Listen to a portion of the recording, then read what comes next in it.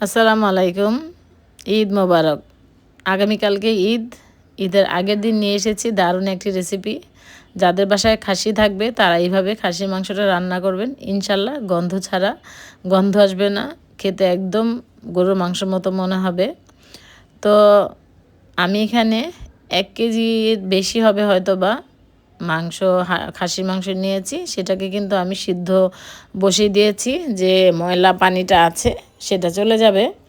প্রথম টিপস হলো এটা, চেষ্টা করবেন খাসির মাংসটাকে একটু গরম পানির মধ্যে সিদ্ধ করে ভালো মতো ধুয়ে নিতে। আমি যখন ধুবো তখন একটু ভিনেগার ব্যবহার করব। চাইলে আপনারা ভিনেগারটা ব্যবহার করলে, আর এইভাবে যদি আপনারা একটু গরম পানি দিয়ে সিদ্ধ করে নেন তাহলে খাসির মাংস থেকে কোনো একটা বাজে গন্ধ আসবে না।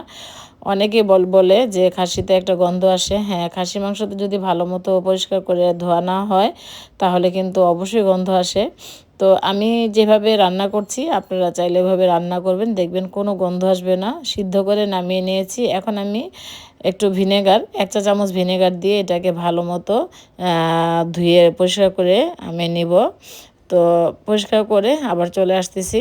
তো এখানে আমি একটি কড়াইয়ের মধ্যে মাংসগুলি নিয়ে নিয়েছি। দেখতে পাচ্ছেন তেল চর্বি সব কিছুই আছে। মাংস আছে ১ কেজি হবে বা ১ কেজির একটু বেশি হবে। তো এখন আমি দিয়ে দিচ্ছি আদা পেস্ট, এখন দিয়ে দিচ্ছি রসুন পেস্ট, দিয়ে দিচ্ছি বাদাম পেস্ট। যেহেতু বাদাম বাসায় করা ছিল তাই বাদাম পেস্ট দিয়েছি, চাইলে স্কিপ করতে পারেন। তো দিয়ে দিলাম হলুদ গুঁড়া, দিয়ে দিচ্ছি মরিচের গুঁড়া। আমি যেহেতু ১ কেজির মতো রান্না করছি আমি আমার স্বাদ মতো মশলাগুলি ব্যবহার করছি।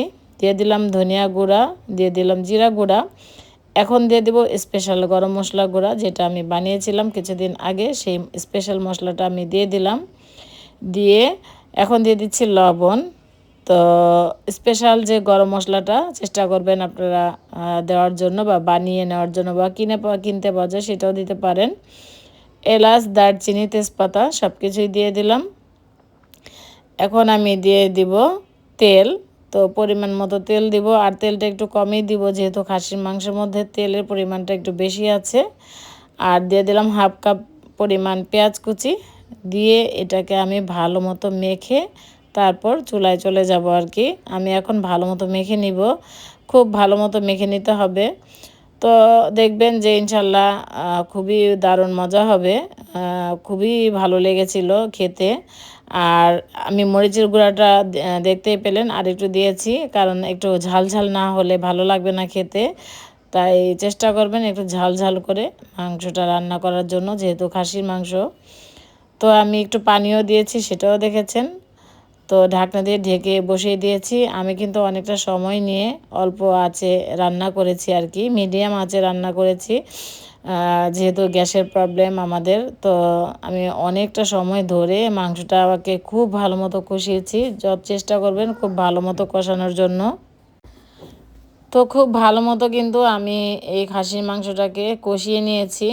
আর এই খাসির মাংসটা আমি রান্না করেছিলাম আমার মেজো ভাইয়ের জন্য।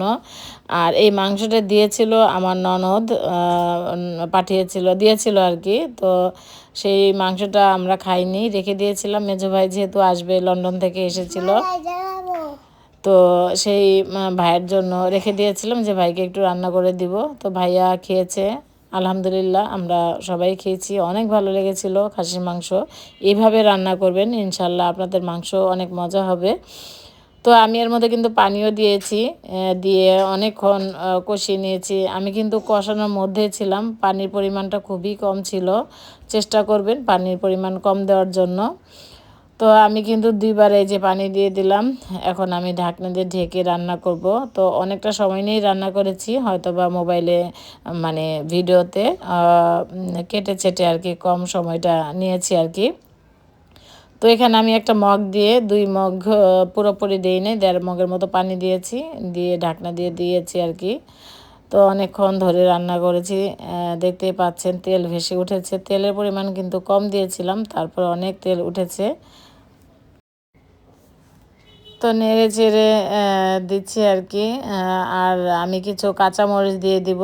তো কাঁচামরিচ দিলে আর কি সুন্দর একটা ঘ্রাণ আসে, মানে খুব সুন্দর একটা ফ্লেভার আসে। নামানোর আগে দিব। তো আবার কিন্তু ঢাকনা দিয়ে ঢেকে অনেকক্ষণ আমি রান্না করেছি, দেখতেই পাচ্ছেন। কালারটা এত সুন্দর এসেছিল আর খেতে এত মজা লেগেছিল। আমার যেটা বলতে কি, আমার ছোট ছেলে তো খাসি খায় না, তো সে বুঝেই নাই যে আমি খাসির মাংস রান্না করেছি।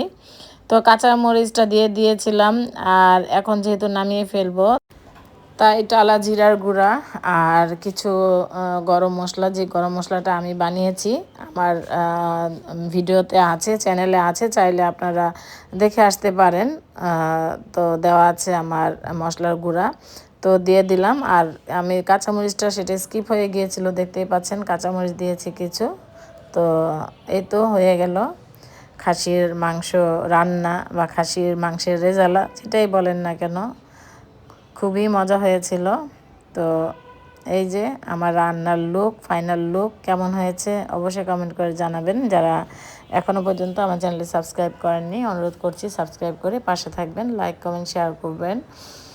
আর নতুন নতুন ভিডিও পেতে বেল বাটনটি অন করে রাখবেন। তো আমি পরিবেশন করতে করতে আপনাদের কাছ থেকে বিদায় নিচ্ছি। সবাই ভালো থাকবেন।